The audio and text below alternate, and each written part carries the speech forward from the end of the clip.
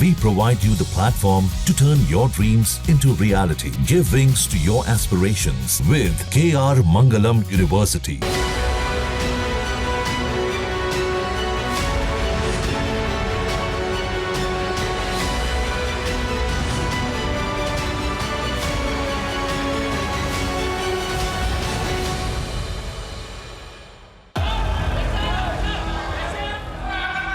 महोदय, मैं प्रस्ताव करता हूं कि जम्मू कश्मीर पुनर्गठन अधिनियम 2019 का संशोधन करने वाले विधेयक को पुनर्स्थापित करने की अनुमति दी जाए। इन तीनों का माननीय अध्यक्ष जी, अपनी पार्टी, अपने नेता आदरणीय अखिलेश जी की ओर से पुरजोर विरोध करता हूं। माननीय गृह मंत्री जी, बहुत नैतिकता की बातें कर रहे हैं आपने भाषण दिए थे चक्की पीसिंग, महाराष्ट्र में जिनको लेके डिप्टी सीएम बना के घूम रहे हैं। मैं रिकॉर्ड क्लियर करना चाहता हूं, मुझ पर झूठे आरोप लगाए तब अरेस्ट होने के पहले मैंने नैतिकता के मूल्यों का हवाला देकर इस्तीफा भी दिया और जब तक मैं कोर्ट से निर्देश नहीं हुआ, कोई संविधान पद मैंने स्वीकार नहीं किया। There is a lot of action going on. We must have heard, we should look for that's the new bill that the BJP is proposing. 377 के अधीन मामले उठाने की अनुमति प्रदान। Now this bill clearly violates 74(1). जब सब अंदर थे उस वक्त आपने बिल पास किया और आप मुझे हमको सिखा रहे हैं तुम सब नियम का नोट क्या है बिल में थे और के चेयर को पोजीशन जो होता है ये गलत बात है। चेयर हमेशा बोलने के लिए मौका देते हैं, वो सब्जेक्ट में नहीं बोलते हैं।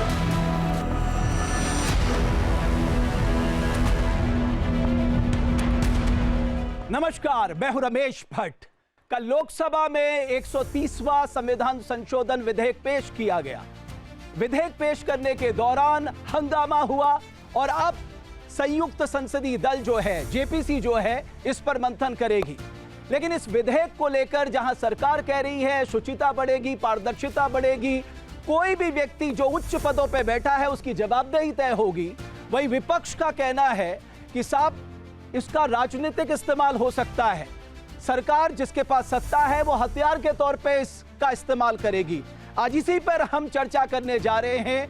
क्या ये विधेयक राजनीतिक शुचिता को बढ़ावा देगा या जो सत्ताधारी दल है उनके पास हमेशा एक ताकत रहेगी और वो दूसरी सरकारों को अस्थिर करेंगे?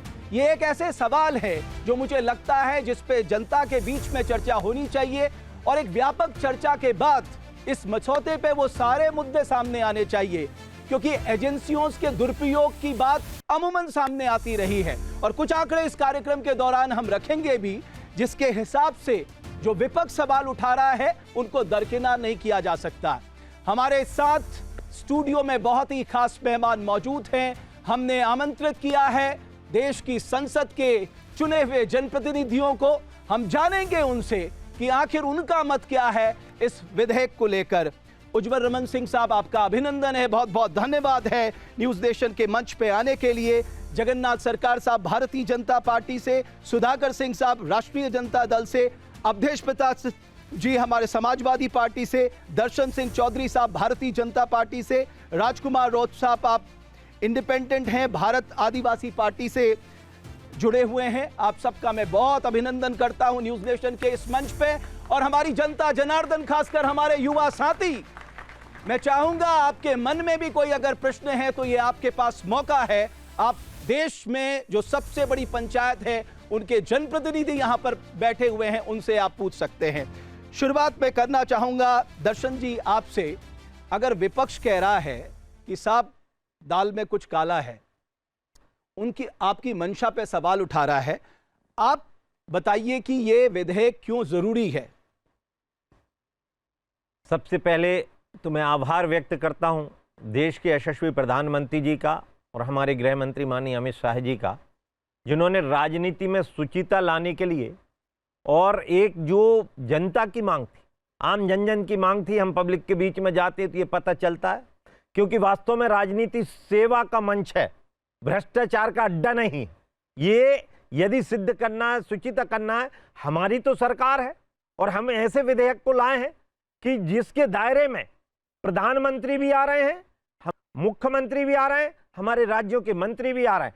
तो कोई भी सरकार, संघीय सरकार के ढांचे से भी आ रहे हैं, सारे के सारे लोगों के पास इस प्रकार की व्यवस्था यदि हो जाएगी तो पूरे देश में जो एक विधान और एक बात चलती थी कि एक ही प्रकार का कानून होना चाहिए, उसको सही तौर पर अमल करने का काम, ये तो उस समय की बात थी जब इंदिरा गांधी जी ने अपने आप को छुपाने के लिए, अपने आप को बचाने के लिए और इस प्रकार के कृत्य की ऐसे जो बड़े राजनीतिक दायित्वों पर हैं उनको मुक्त करने का काम किया था। ये माननीय प्रधानमंत्री सिद्धांत है, वो क्या कहता है? हमारा न्याय का सिद्धांत कहता है इनोसेंट टिल प्रूवन गिल्टी।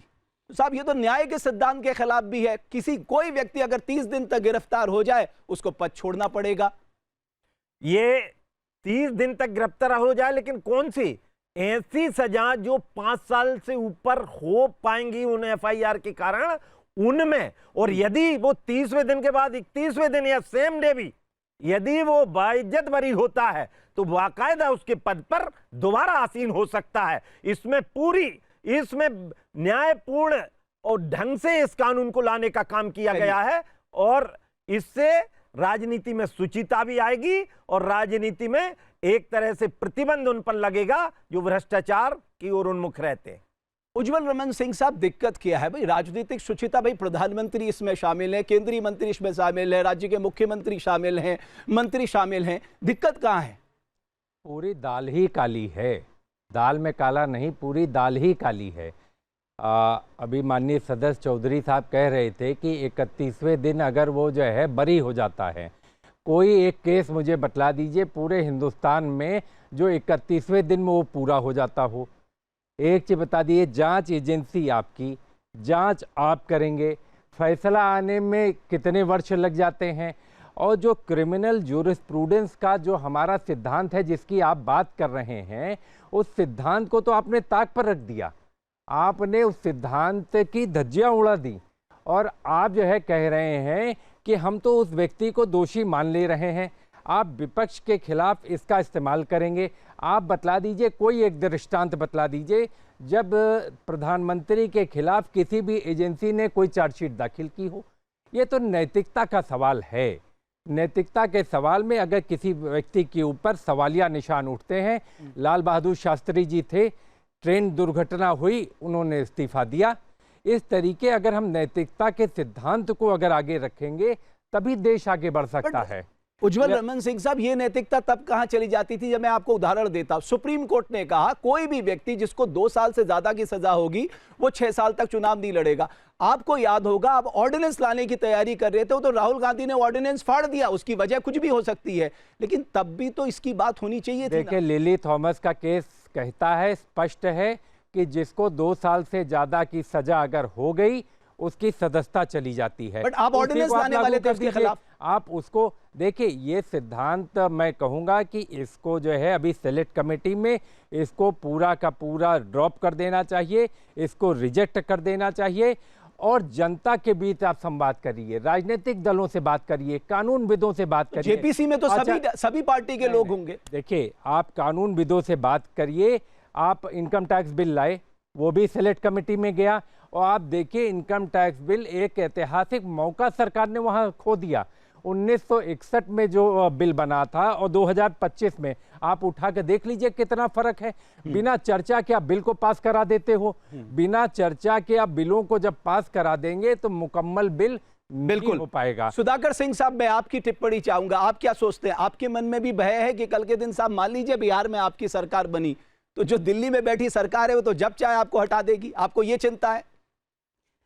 किसी सरकार के पक्ष और विपक्ष के राय के तौर पे मैं नहीं दे रहा हूं। मैं भारत के लोकतांत्रिक व्यवस्था के एक सिपाही होने के नाते कह रहा हूं।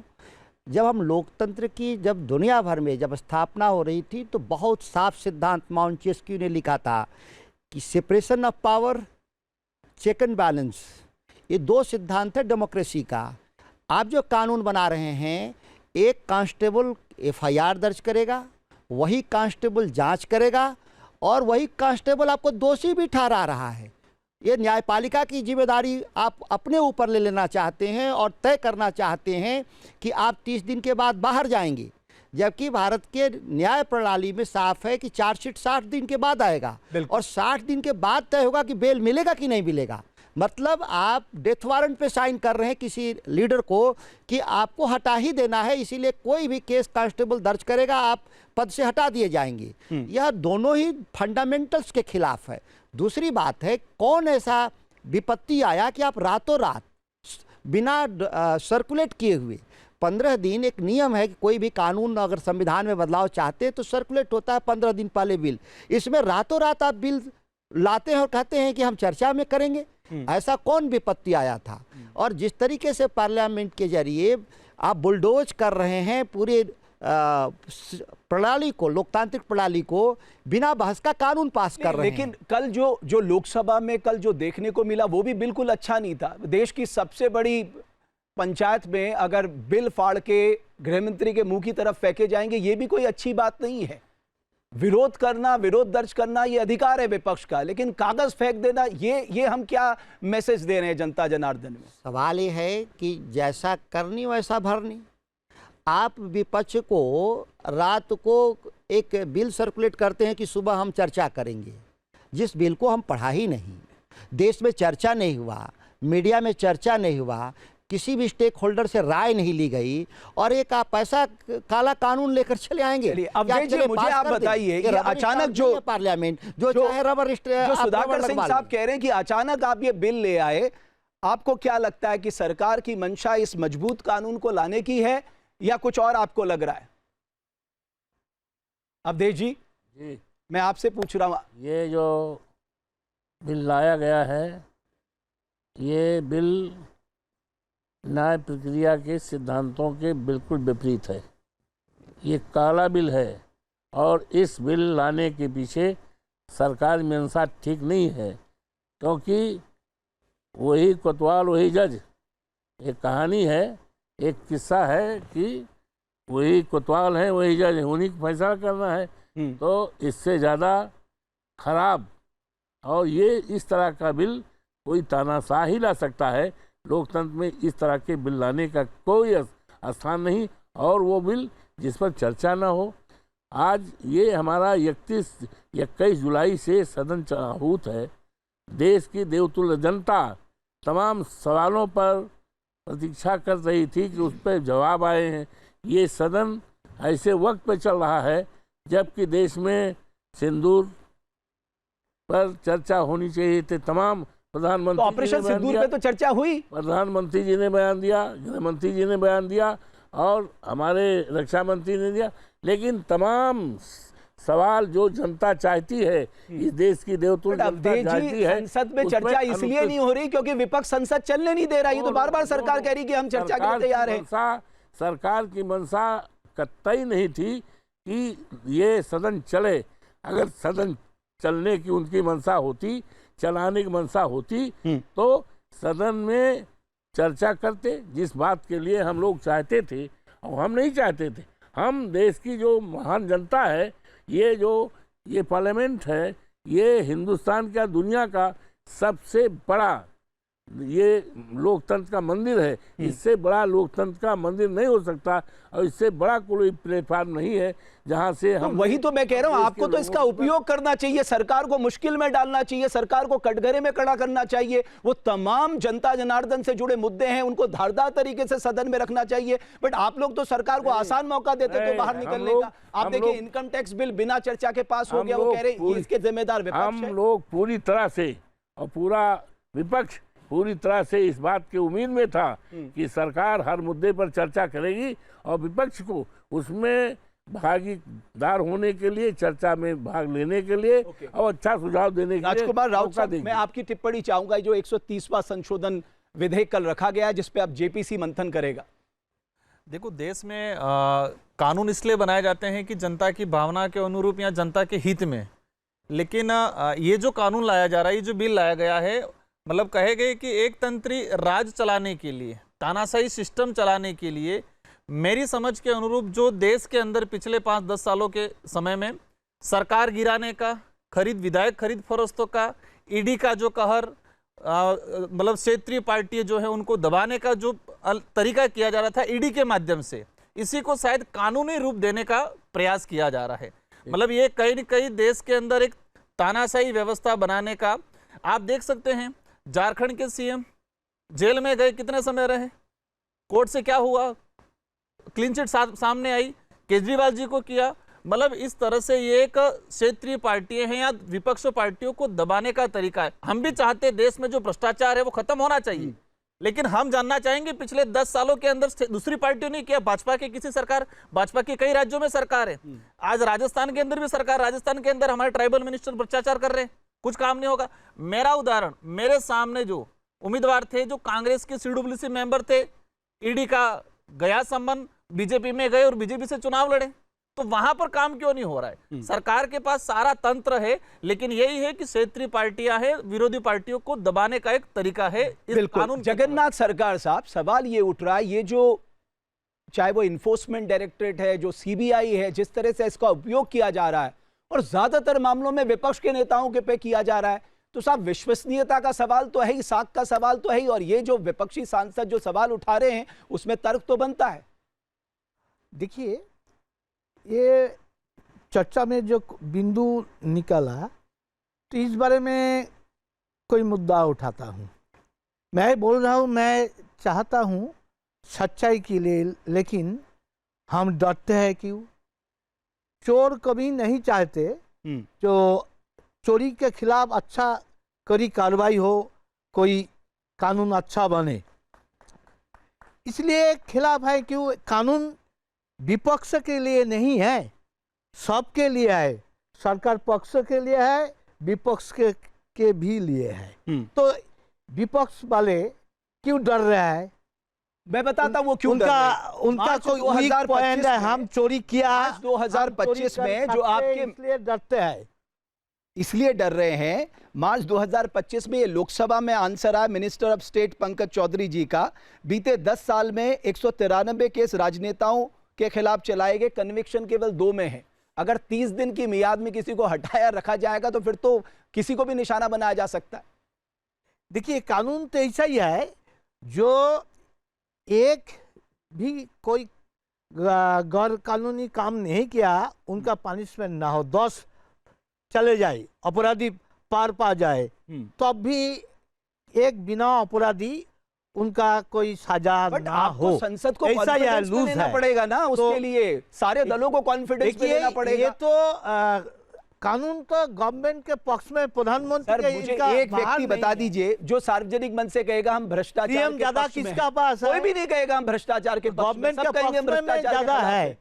और जो ईडी के बारे में बोल रहा है, देखिए ईडी वो जो जितना ऑपरेशन किया उसमें कितने करोड़ देखिए, उज्जवल रमन सिंह साहब ने बड़ी अच्छी बात कही, आप डिले कर देंगे, देखिए डिले कर देंगे। ज्यादा हल्ला बोल कौन कर रहा है? TMC पहल से कर रहा है, बंगाल का। चोरी कौन ज्यादा कर रहा है? मंत्री बहुत दिन जेल में हुआ, तब भी उनका पद नहीं निकल। चलिए, उज्जवल रमन सिंह साहब, एक बात तो ये भी है, मान लीजिए आप ये क्यों मान के चल रहे हैं कि बीजेपी हमेशा सत्ता में रहेगी? अरे आप भी कल आ सकते हैं सत्ता में, ना हो तो फिर लड़ सकते। तो उतना इतना क्यों डर है? बिल्कुल, वो बोलते हैं ना हम वीक पॉइंट है, मेरा कोई गलती है, इसलिए वो बड़ा डरते हैं। रेवती जी, जो सच्चाई है वो कभी नहीं डरते। उज्जवल रमन सिंह साहब, हम लोगों की नीयत और नीति संविधान के खिलाफ नहीं है। हम संविधान सम्मत बात करते हैं, संविधान सम्मत रास्ते पर चलने का प्रयास कर रहे हैं, लेकिन आज जो भारतीय जनता पार्टी की सरकार है, कहीं न कहीं जनता की आवाज़ को दबाकर ये जो कह रहे हैं यही दो-धारी तलवार है।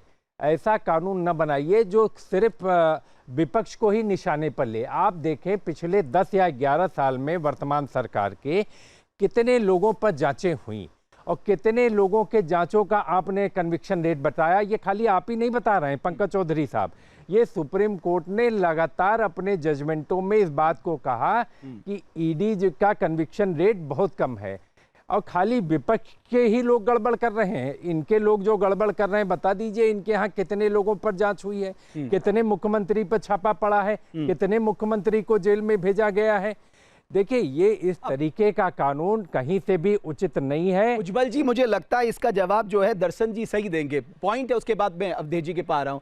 अब ये सवाल आप लोगों के सामने है दर्शन सिंह जी कि केवल विपक्ष ही टारगेट पे क्यों है? भाई अगर आप भ्रष्टाचार मुक्त भारत बनाना चाहते हैं, जो भ्रष्टाचार कर रहा है डालिए ना उसे जेल में। देखिए, भारत की व्यवस्था है, संविधान है, और संविधान में त्रिविधि से विधायिका, कार्यपालिका और न्यायपालिका काम करती। भारत और अमेरिका के संविधान में यही मूल अंतर है कि वहां पर ये तीनों एक दूसरे के सहयोग में रहते, लेकिन हमारे यहाँ न्यायपालिका 100% स्वतंत्र कर दी गई है और न्यायपालिका हम सबसे ऊपर है, और इसलिए तो उस न्यायपालिका पर उज्जवल जी यही तो कह रहे हैं, न्यायपालिका पे छोड़ दीजिए। इस विपक्ष ने हमेशा ही, हम इंदिरा गांधी का उदाहरण देखते हैं, और पूरे इमरजेंसी जिस कारण से लगाई थी वो तो न्यायालय का निर्णय था ना। उस न्यायालय के निर्णय ने उनके चुनाव को रद्द किया था, उन्होंने उसको ही रद्द कर दिया। ऐसे अनेकों उदाहरण उन्होंने दिए।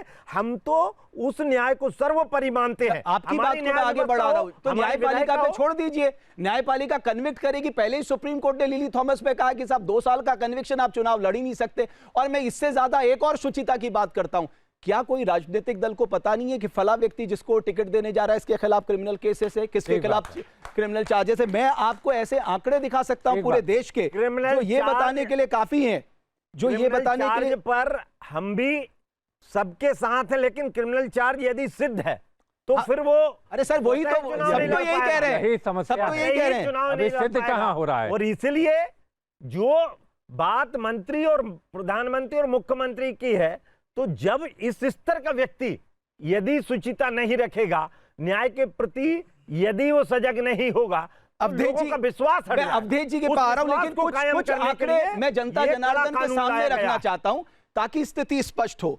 देश के 45% एमएलए पर क्रिमिनल केसेस हैं, हर तीसरे एमएलए पे रेप, मर्डर जैसे सीरियस क्रिमिनल चार्जेस हैं। किस राज्य में सबसे ज्यादा दागदार हैं, यह आंकड़ा मैं आपके सामने रख दूं। आंध्र प्रदेश सबसे ऊपर है, केरला और तेलंगाना में 69% एमएलए के खिलाफ सीरियस चार्जेस है, बिहार और महाराष्ट्र में 65% लोगों के खिलाफ, और Congress party 52% MLA, SP 62% MLA. अब अवधेश जी, सवाल इस बात का है कि मैं ये मानता हूं कि कई बार दूसरी पार्टियां केसेस लगा देती हैं, सारी चीजें अपनी जगह सही है, लेकिन आपको लगता है कि एक विषय जिसमें प्रधानमंत्री भी शामिल है, केंद्रीय मंत्री भी शामिल है, मुख्यमंत्री भी शामिल हैं, वो राज्य के मंत्री भी शामिल हैं, तो सब लोग आपस में मिलकर बात करें? हाँ, इस देश को एक सामान्य नागरिक भी चाहता है कि उसका जो जनप्रतिनिधि हो वो शुचिता वाला हो, पारदर्शी हो, तो उसमें दिक्कत क्या? सब मिल बैठ के इस पे चर्चा होना चाहिए इस तरह का काम। अवधेश जी, ऐसा है जी, न्याय का सिद्धांत है कि कोई इनोसेंट फंसने न पावे, और 1000 कन्विक्ट करने वाले भले छूट जाएं, लेकिन एक निर्दोष को सजा नहीं मिलनी, इनोसेंट फंसने दो। जब ऐसा न्याय का सिद्धांत है तो 30 दिन के अंदर आप बिना किसी साक्ष्य के, और ये निर्णय न्यायालय पे है, न्यायालय के बारे में भी आपने टिप्पणी किया।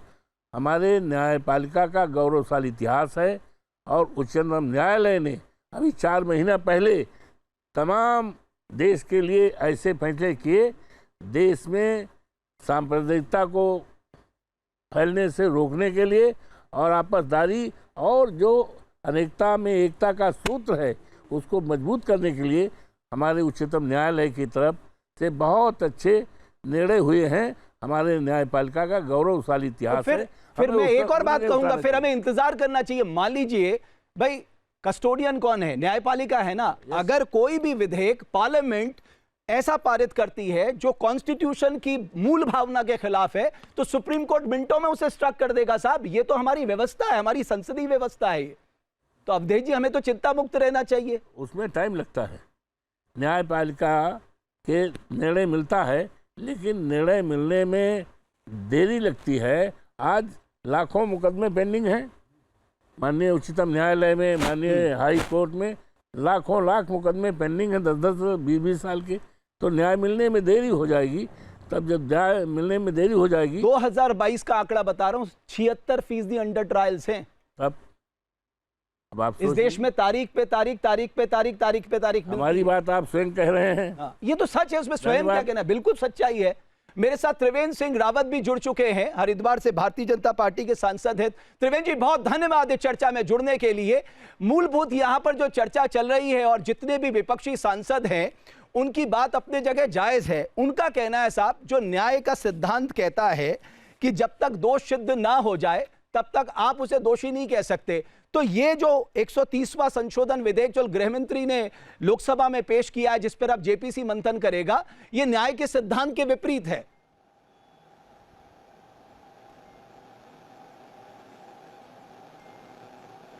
नहीं, देखिए ऐसा है रमेश जी कि उच्चतम स्थानों पर जो लोग हैं,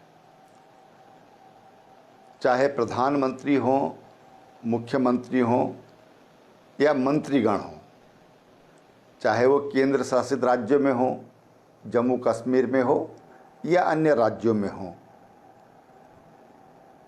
ये एक नैतिक जो बल चाहिए, जो नैतिकता चाहिए, वो बहुत ज़रूरी है। और जो प्राविधान इसमें लाए गए हैं, उन प्राविधानों से निश्चित रूप से जो राजनीति के प्रति, राजनीतिज्ञों के प्रति लोगों में जो एक अविश्वास सा खड़ा हो रहा है, वो विश्वास मजबूत होगा। और शीर्ष पदों पर जब किसी की नियुक्ति होगी तो जितने भी नियोक्ता हैं वो उसके बारे में उसकी पूरी पॉलिटिकल और क्रिमिनल हिस्ट्री निकाल कर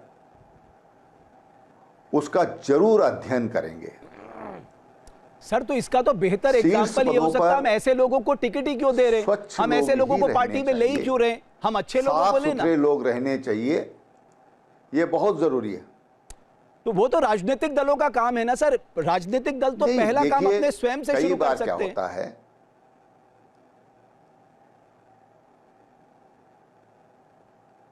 नहीं देखिए, माना जो घटनाएं हैं वो तो कभी भी हो सकती हैं।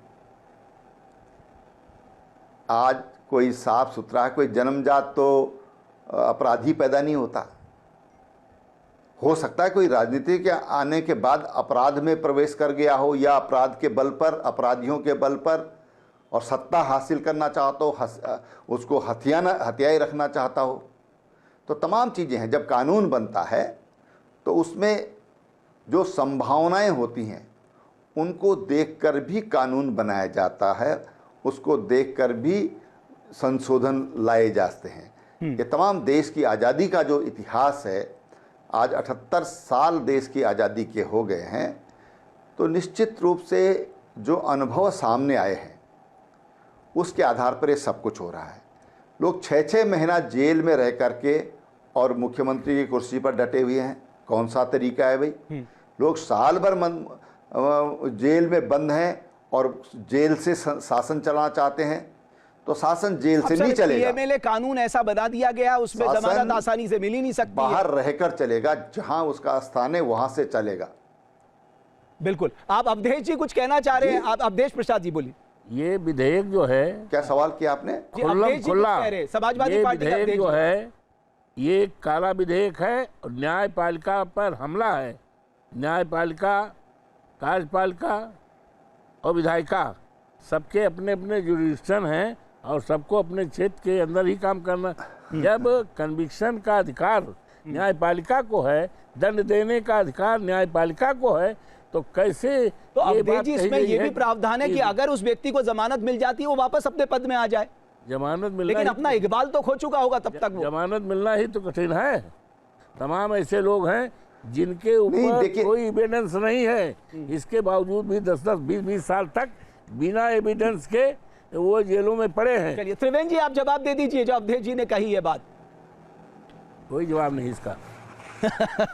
देखिए इसमें साफ व्यवस्था जो दी गई है कि अगर 1 महीने से पहले अगर कोर्ट ये कहता है कि भाई 5 साल से कम इसमें सजा का प्रावधान है या उसकी सजा को घटाता है, तो वो पुनः अपने पद पर स्थापित हो सकता है, ये इसमें व्यवस्था दी गई है।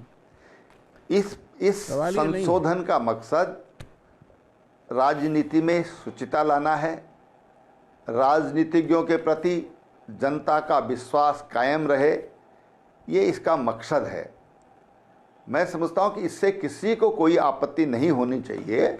हमने देश में इस तरह का अनुभव किया है कि बड़े बड़े घोटालेबाज, भ्रष्टाचारी लोग जेल में रहकर शासन चला रहे थे। ये हमने देखा है, इस मापदंड में तो कई राज्यों में ऐसे लोग आपकी पार्टी में आए जिनके खिलाफ आपने कहा साहब इनके ऊपर बहुत भ्रष्टाचार के गंभीर एक तरह से अपराध। ये रमेश जी मेरी बात भट्ट जी मेरी बात पूरा हो जाने दीजिए। इसका मतलब ये लोग अपराधियों का कवच बनना चाहते हैं। राजनीति अपराधियों का कवच बनने के लिए नहीं है, इनका कवच तोड़ने के लिए है। देश के अंदर शुचिता आएगी, देश के अंदर नैतिक जो दायित्व हैं वो समृद्ध होंगे। वो भाव तमाम जो लोग राजनीति में आ रहे हैं उनके नैतिक बल उनका बढ़ेगा, उनको सपोर्ट मिलेगा। बिल्कुल। आज जो लोग सज्जन लोग हैं वो अपने आप को कई बार असहाय महसूस करते हैं।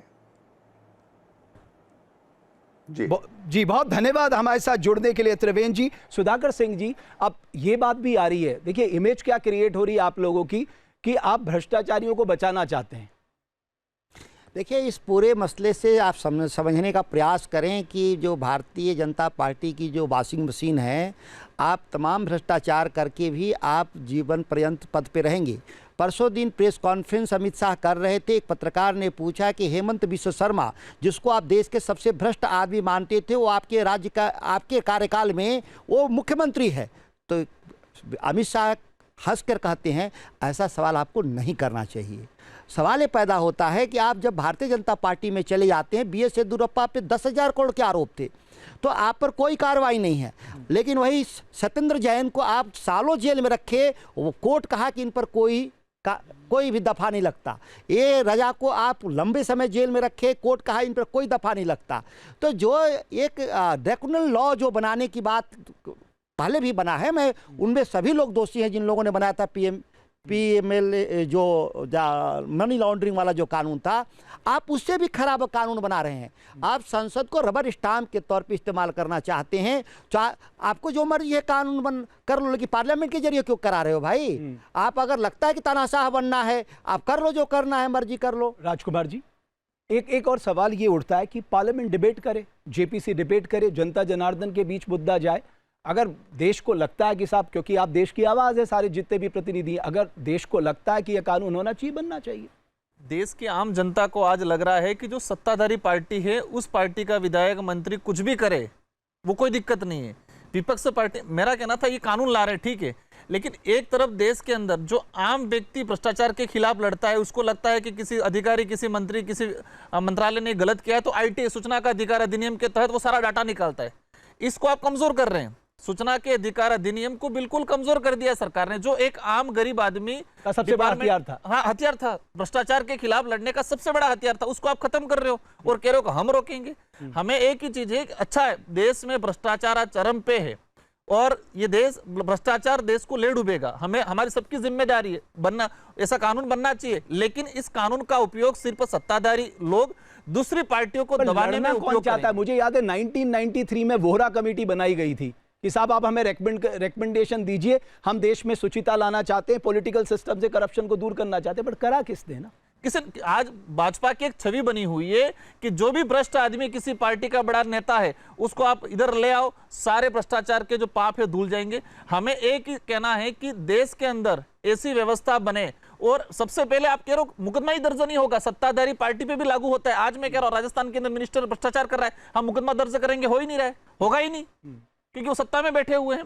मतलब इसका कहीं न कहीं दुरुपयोग करेगा कोई भी सत्ताधारी पार्टी। हमारे पास रास्ता क्या है? क्योंकि जनता की भी ये मांग है कि साहब जो टॉप मोस्ट कॉन्स्टिट्यूशनल पोस्ट पे लोग बैठे हैं उनकी भी जवाबदेही तय हो।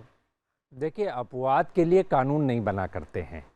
मैंने जैसा शुरू में आपको कहा कि ये नैतिकता कहती है और अभी तक हम लोगों का जो पुराना इतिहास रहा कि जब भी किसी पर आरोप लगे या ऐसी परिस्थिति या स्थिति उत्पन्न हुई, उस व्यक्ति ने इस्तीफा दिया। ये राजनीतिक दलों को ये तय करना पड़ेगा और उनको दबाव बनाना पड़ेगा कि शुचिता वाले व्यक्ति को ही टिकट दिया जाए और वैसे ही व्यक्तियों को आगे बढ़ाया जाए, और सभी लोग इस पर सहमत हैं। लेकिन जो लोग सत्ता में बैठे हुए लोग हैं वो संविधान सम्मत काम नहीं कर रहे, वो विधि सम्मत काम नहीं कर रहे और कहीं न कहीं संघीय ढांचे पर प्रहार कर रहे हैं। हमारा सिर्फ विरोध इस बात का है। और जो विपक्ष पर आरोप लगाया जाता है सदन नहीं चलने दिया गया, आप बता दीजिए सरकार की तरफ से 1 महीने में कौन सी पहल विपक्ष से बात करने की हुई? हम तो चर्चा करना चाहते थे एसआईआर पर। भाई एसआईआर पर चर्चा से सरकार क्यों भाग रही है? बिजनेस एडवाइजरी कमेटी में तो आप सब लोग मिलते हैं। एक चीज बतला दीजिए, एसआईआर पर सरकार चर्चा से क्यों भाग रही है? मैं तो सिर्फ इतना कहना चाहता हूँ, चर्चा हम चाहते हैं, आप सदन स्थगित आप करते हो, उस पर आरोप हमारे ऊपर, विपक्ष को बदनाम करने का एक प्रयास सरकार लगातार करती है। आरोप ये भी लग रहे हैं कि कहीं ऐसा तो नहीं एसआईआर के मुद्दे से ध्यान भटकाने के लिए अचानक ये बिल ले आया गया? देखिए, ये विपक्ष ने बोल रहा है एसआईआर के बारे में चर्चा के मांग नहीं किया, वो एसआईआर स्टॉप कीजिए। क्यों? ये घोटाला करके वो जो वोटर लिस्ट बनाया, जिसका मन से डर है वो सच्चाई आ जाएगा तो चुनाव में हार जाएंगे, तो इसलिए वो ऐसा कर रहा है। कभी चर्चा के लिए नोटिस 2024 में वही वोटर लिस्ट से चुनाव हुआ। पहले तो ऑपरेशन सिंदूर के लिए चर्चा मांगा, चर्चा हुआ, चर्चा के बाद क्या हुआ, जैसा ऑपरेशन सिंदूर में पाकिस्तान का हाल हुआ तो पार्लियामेंट के अंदर और विपक्ष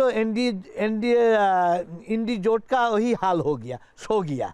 चर्चा के बाद जनता का पूरा पता आ गया कि हिंदुस्तान आगे बढ़ रहा है। अगर विपक्ष एसआईआर में चर्चा मांग रहा है तो क्या दिक्कत है? एसआईआर पे चर्चा एसआईआर में चर्चा नहीं मांग रहा है, वो स्टॉप करने के लिए हल्ला बोल रहा है। चर्चा मांग रहा है लगातार, लगातार चर्चा मांग रहा है। अब अवधेश जी इस उम्र में थोड़ा ना झूठ बोलेंगे कि चर्चा मांग रहा है। सुनिए, स्टॉप कीजिए एसआईआर, स्टॉप कीजिए, नहीं चलेगा एसआईआर, यही बोल रहा है, कभी चर्चा के लिए नहीं बोला। मैं प्रभु श्री राम की धरती से आया हूँ, अयोध्या से, जहाँ की मर्यादा रही है, लेकिन उस मर्यादा को भी अफसोस के साथ कहना पड़ रहा है कि भारतीय जनता पार्टी के लोग प्रभु श्री राम की मर्यादा को तोड़ने में लगे।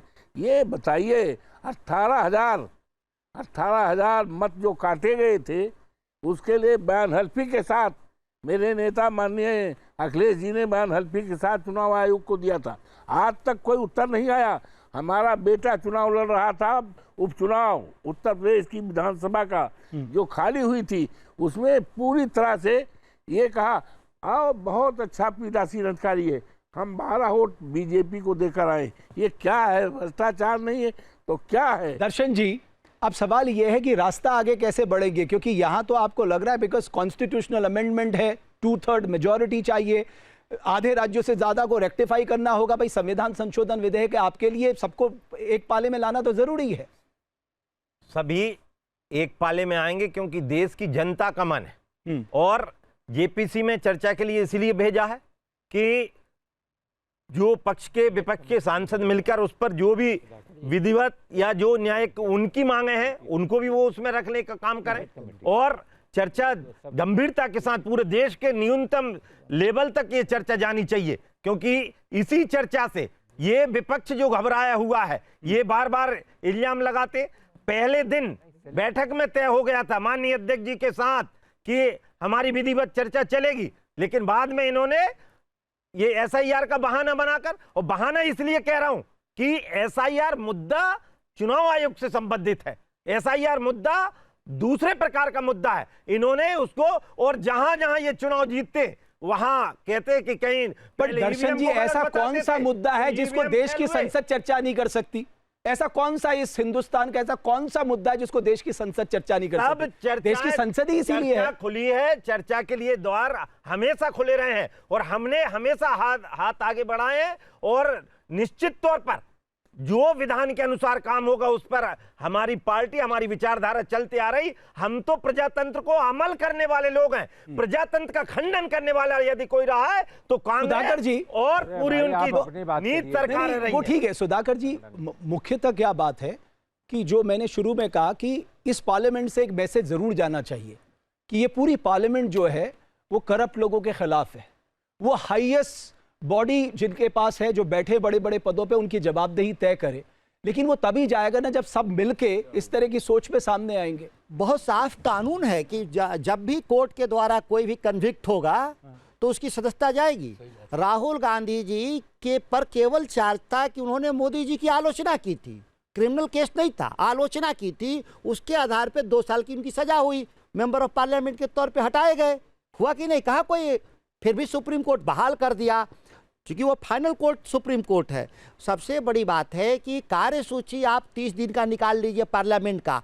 कहाँ पर भाजपा की सरकार और स्पीकर तैयार थे SIR पे चर्चा के लिए? वो तो पब्लिक डोमेन में है। लोग कह रहे हैं कि हम चर्चा के लिए तैयार है, सत्ता पक्ष। तो सत्ता पक्ष चर्चा के लिए तैयार था तो कार्यसूची में कहा वो टाइम अलॉट था। अगर टाइम अलॉट होता, अगर हम चर्चा में भागते तो देश हमको देखता कि हम भाग रहे हैं बात से। लेकिन एक चर्चा के लिए पूरी पार्लियामेंट ना चल देना, वो भी तो सरकार को बेनिफिट। देश की लोकतंत्र की बुनियाद, जिम्मेदारी देश के लोकतंत्र पार्लियामेंट की बुनियादी वयस्क मताधिकार। मैं एक चीज कहना चाहता हूँ, हार को चुनौती दे रहे हैं। अब देव जी बोलिए। जी, ऐसा है, ये लोकतंत्र का विशालतम मंदिर बिल्कुल है, हमारा लोकसभा है, दुनिया का विशालतम।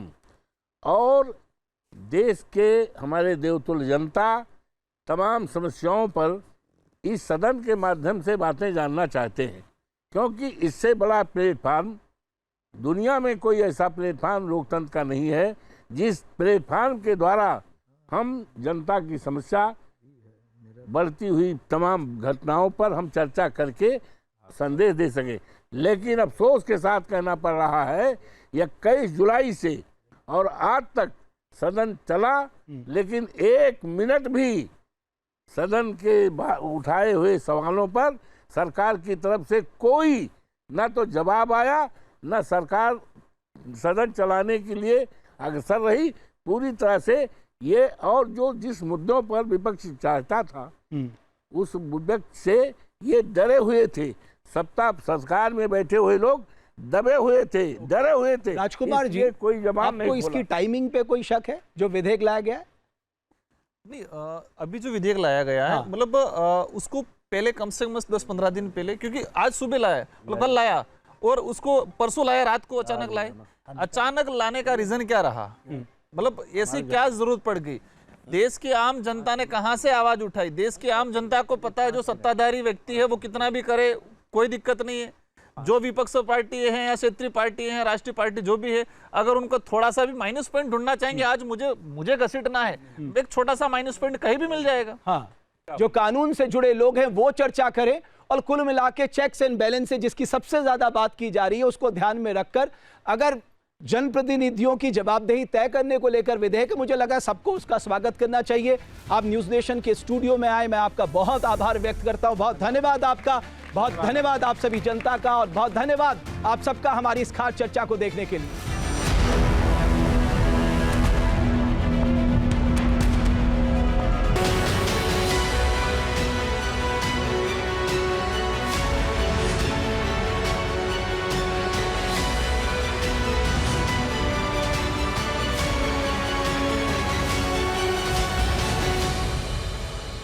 जहाँ भक्ति है हर शब्द में, कथाओं में छुपे हैं दिव्य रहस्य, और ज्योतिष देता है जीवन को दिशा। धर्म से जुड़ी हर बातों को जानने के लिए हमारे चैनल स्तुति को सब्सक्राइब करें। चैनल पर जाने के लिए इस लिंक पर क्लिक करें।